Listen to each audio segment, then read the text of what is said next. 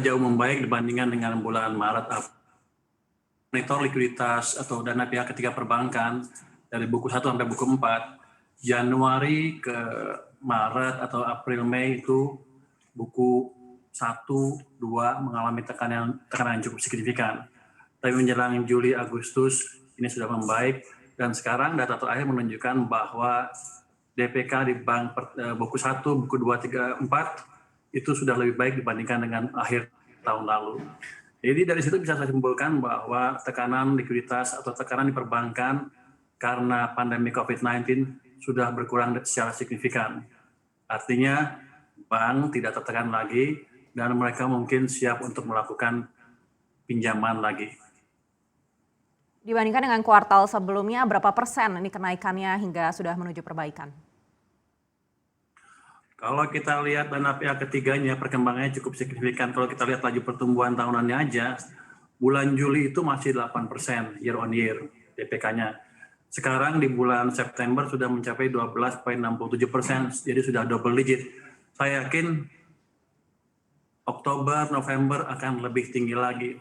Karena kalau kita lihat monitor uang beredarnya atau base money atau monetary base di sistem perekonomian sudah membaik dengan amat signifikan.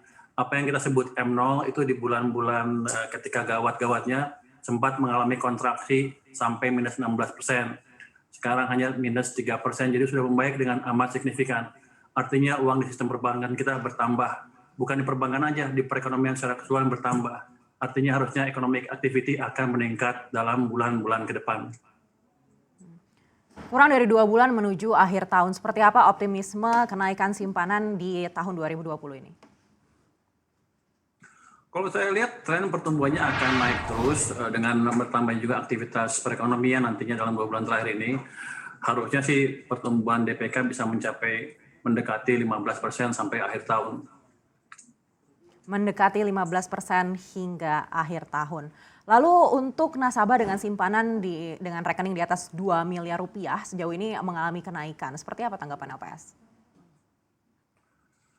Biasanya kan yang kita jamin adalah yang 2 miliar kan, 2 miliar ke bawah. Fakta bahwa yang 2 miliar ke atas, 2 sampai 5 miliar ke atas meningkat dengan signifikan, artinya sebagian nasabah melihat bahwa resiko gagal bayar atau resiko gagal bank atau resiko satu bank mengalami kegagalan itu semakin kecil. Ini merupakan indikasi yang baik juga untuk kita bahwa masyarakat juga mulai melihat ada perbaikan di keadaan ekonomi secara keseluruhan. Kalau tidak, mereka pasti tidak akan berani menaruh di tempat yang tidak dijamin oleh LPS. Lalu terkait dengan kondisi likuiditas, seperti apa tanggapan LPS untuk hingga akhir tahun 2020 ini? Jadi kalau kita lihat sejak April, Mei, Juni, Juli, itu pertumbuhan uang itu berhubungan dengan likuiditas perbankan ya, itu negatif. Tapi sejak Juli, Agustus, September ke sini, Kementerian Keuangan, Bank Sentral cukup aktif menginjek uang ke sistem perekonomian. Seperti saya bilang tadi, yang tadinya minus 16%, sekarang hanya minus 3%. Artinya apa? Kalau kita lihat dari Juli ke sini, ada pertambahan uang yang amat signifikan. Dan ini sepertinya akan dilanjutkan terus ke depan, apalagi kalau kita lihat euforia di pasar global, itu akan memicu modal asing juga masuk ke sini, yang didukung juga oleh perbaikan ekonomi. Harusnya sih, likuiditas perbankan ke depan akan semakin membaik. Artinya juga perbankan juga siap memberikan kredit ke sistem ke perekonomian real. Artinya kita berharap ekonomi akan semakin membaik di bulan-bulan mendatang.